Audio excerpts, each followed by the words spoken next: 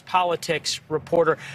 Sarah, we keep hearing from Democrats, oh, we always thought this was going to be close. Maybe in the past week we did. We certainly didn't think this was going to be close anytime in the past 3 months. No, you're absolutely right. I think, obviously, Biden won Virginia by 10 points. Now, of course, anyone will say that in Virginia, the race tends to go to the person the other way, and you have all of that. Sure. But no, this is definitely closer.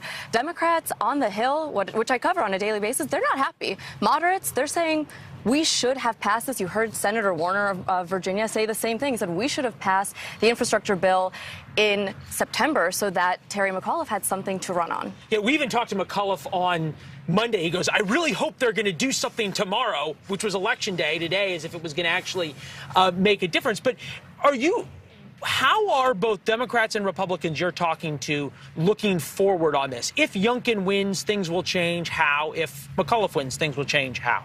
Sure. Youngkin wins. He's going to provide some sort of playbook for Republicans in the midterm elections, right?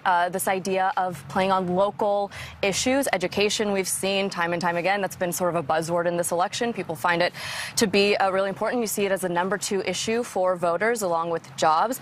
McAuliffe wins. Democrats are going to be still, even if he wins, Democrats have cause for concern because it is closer than it should be. But they're going to notice that, maybe tying an election to Donald Trump is not the best move. But I want to say, too, we should caution that Virginia voters are a little different than other voters around the area, or the country, rather, because they have the Washington Post as one of their local papers, right? The Washington Post front page every day covers what's going on in Washington. So can we say definitively that the president's infrastructure bill is going to be the thing that Democrats run on in the midterms? We don't really know that because of the Virginia electorate.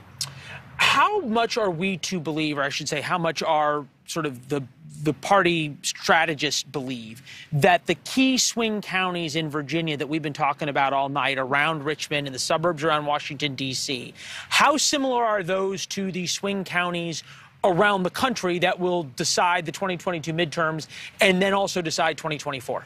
Well, it's a little bit of what I just said, right? So the key counties around here, those swing counties, of course, they are paying attention to national politics. Is your average voter in another state paying as much attention to national politics? Probably not as much from the swing voters that I speak to on a monthly basis. They don't even know that infrastructure is on President Biden's agenda. It's something that he's trying to pass. However, they would know it if he passed, though. And we think about it right now, just in terms of the results of how different it is running against President Trump versus the way Youngkin ran against Terry McAuliffe. Biden won Loudoun County by a 2-to-1 margin, almost by 40 points. Right now, and this is baked into that total, Terry McAuliffe only leads by about 6 points in Loudoun County. So things are way closer than anybody ever thought. Sarah, stand by. Thank you very much. Sarah Muha of Axios. We saw the latest leaderboards there. Thanks for watching. Click the red subscribe button below so you can get more of News Nation's fact-driven, unbiased coverage.